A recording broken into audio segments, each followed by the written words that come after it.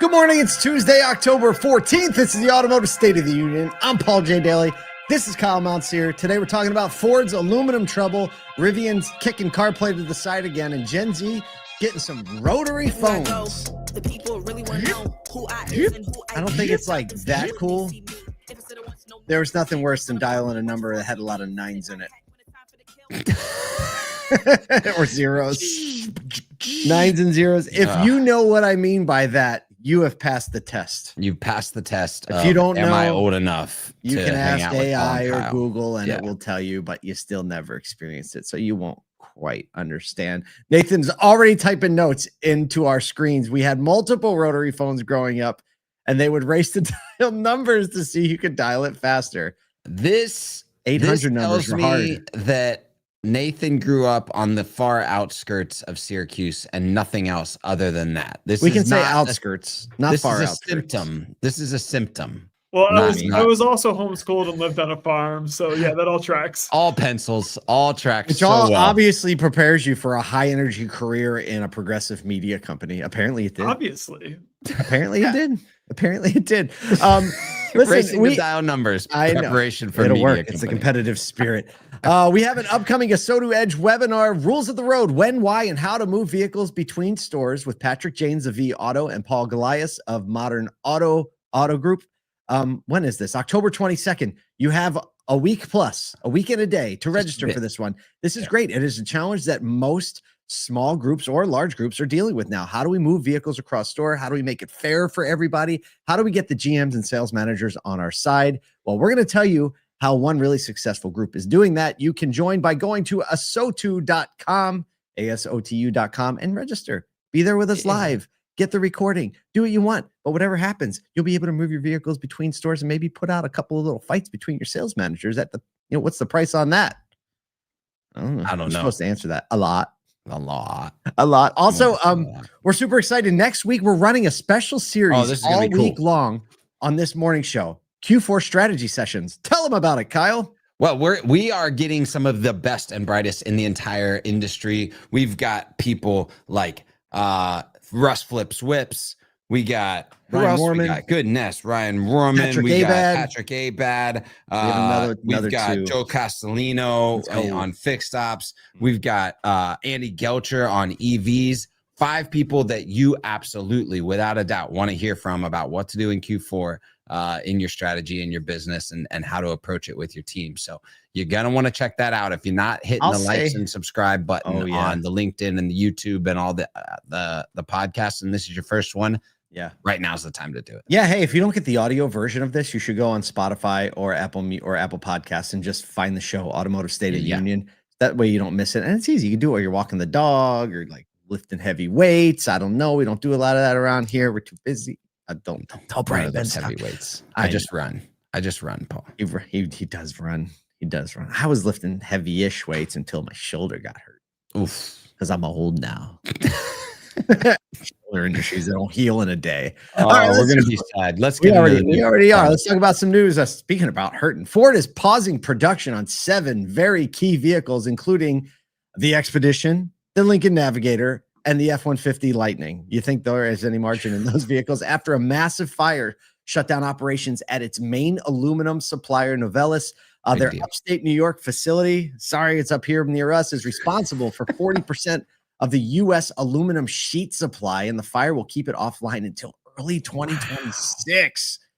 Ford's going to halt outputs at 5 plants, including Kentucky Truck Plant, where the Expedition and Navigator are built. They pulled forward downtime originally scheduled for late 2025 to manage the shortage. So they had some downtime scheduled. Now they're saying we're going to do that downtime now, retool, refit.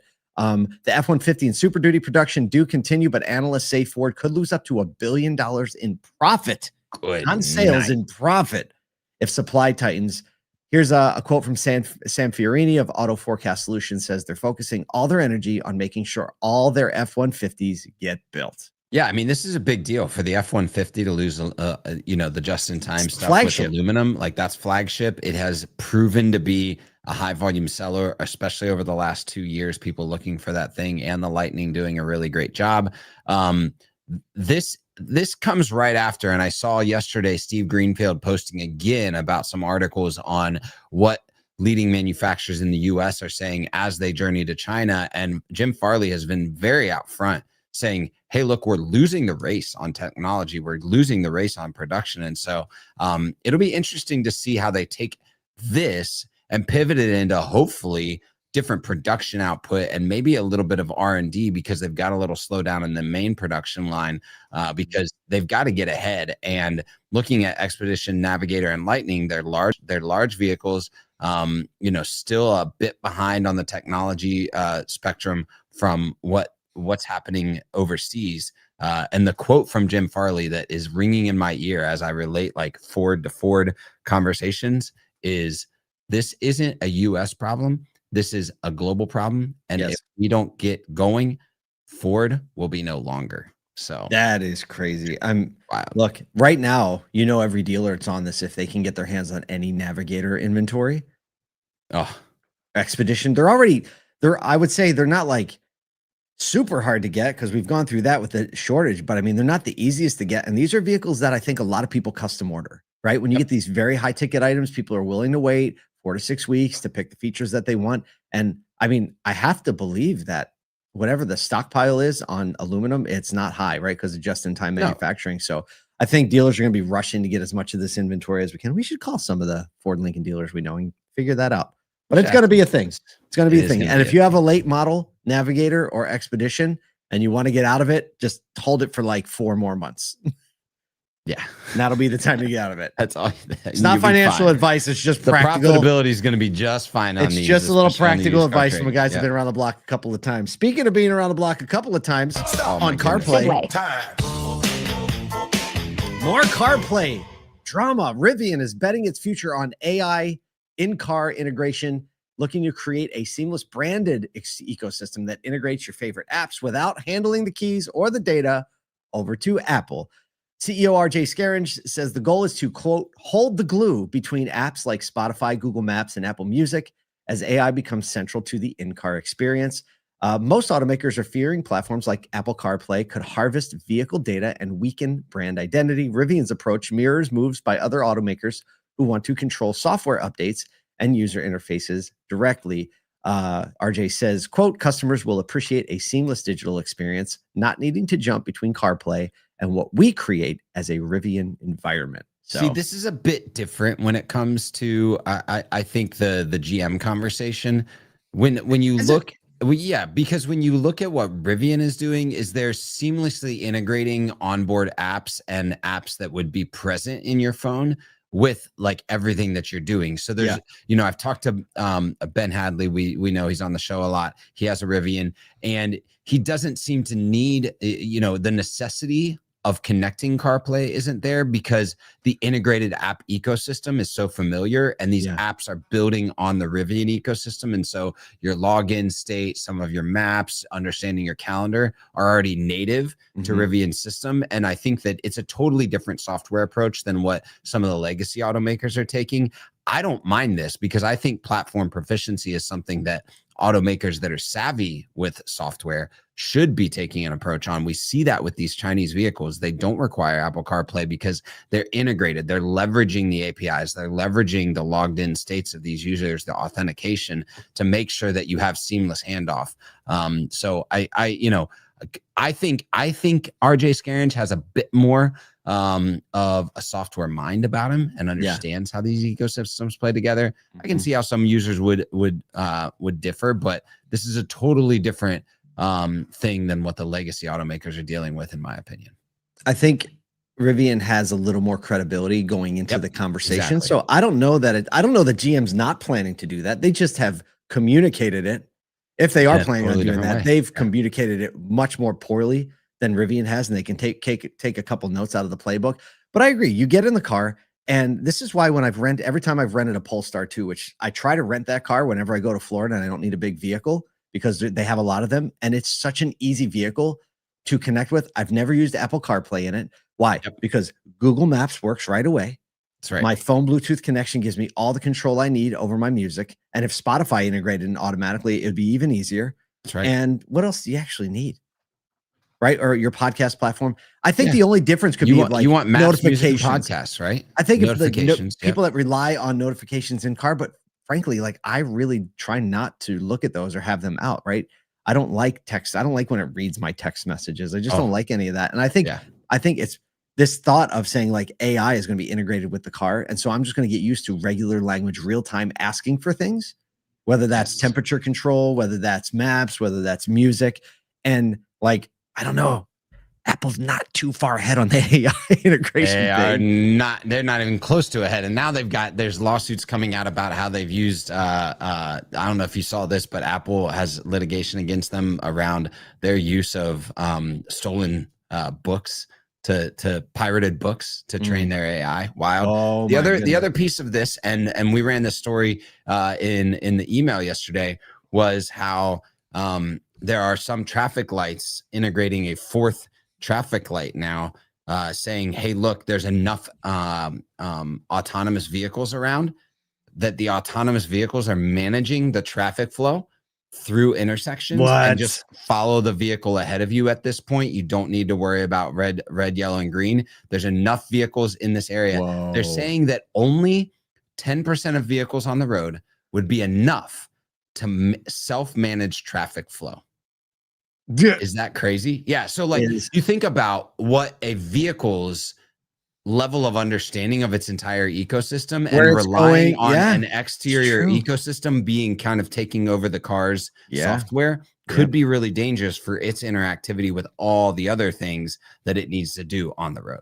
Well, I think we just move one step closer to the spy movies when they're like, we're going to make all the lights green. All right, let's connect it all. Bro, let's go. I know. Speaking of let's go. Stop. Segue. Back. Let's go back in time. Gen Z shaking it up. They're calling it the landline revival. It's Gen Z and millennials who are rebelling against endless screen time, choosing intentional connection and analog simplicity over constant notifications and algorithm-driven distraction. Over 40% of U.S. adults and 62% under 30 say they're on their phones almost constantly, according to Pew Research. Some young adults are physically distancing themselves by chaining them to walls or docking them like landlines. Tiffany Ngia, NYC writer, chained her iPhone using a belt for a week, describing it as re-entering real life. Others, like Catherine Getz, are modernizing the landline, selling Bluetooth-connected rotary phones under her brand Physical Phones, generating $118,000 in pre-sales. Really cool. Getz said, it's not realistic to throw your smartphone into a river, but you can regain some level of balance and intentionality. So I fact checked this with my Gen Z child, Miles, on the way in, and he was like, yeah, that sounds great. And I also have noticed that Miles, who is 19, and Brooklyn, who is 16, almost 17, they actually give each other the passcode for certain apps so that they are trying to self-regulate. And it really is a thing. I think Gen Z is seeing kind of what happens when you spend too much time on your phone, right? Yes. They've watched the generation in front of them. They're like, you know what? I don't know that I like that. And I've seen the other creative, like I've seen a guy 3D print out a case for an Apple Watch so he can hold it like a phone, but it also limits all the things he can do on it. Yeah. Really cool. And you know, it makes me a little sad because a tree fell on my power lines in my phone line like a few years ago. Oh no. Well, they came out and they replaced the power lines, and the phone line is still dangling from the pole across the street. I never even called Verizon in. I'm like, I don't know, why bother? And then maybe I'm gonna have to hook that back up. But I think this is something that as an industry we should be very aware of, and we should always pay attention to the trends of the youngest car buying generation. And this is it. Yep. So like pay attention to it, understand what they care about. One, it's been called many times at this point, the anxious generation, especially the under 30 generation. And so for that anxious generation to be self-aware enough to say, hey, look, we might need to pause this whole thing and give ourselves a relief. You see a much more experiential generation. They're getting out into wilderness, thinking about that again. I think that the thing that you can do in the retail environment to enhance experience is when people are craving connection, don't give your people any excuse to reduce that connection. So, hey, maybe it is when you're interacting with a customer, your phone goes behind the desk, right? Don't even bring that thing out. Don't even get close to it. It's an opportunity to increase your level of connection with your customers. Find those opportunities. And I think people will really appreciate you for it. That might, in long-term effect, kind of lead follow-up and how fast people respond to you. I think our work here is done. We went the whole gamut in 15 minutes today. Look, if you like this show, it'd be really cool if you shared it with somebody else. Be like, I want you to listen to these two guys in the morning so we can talk about the same stuff. Either way, we'll see you here tomorrow morning.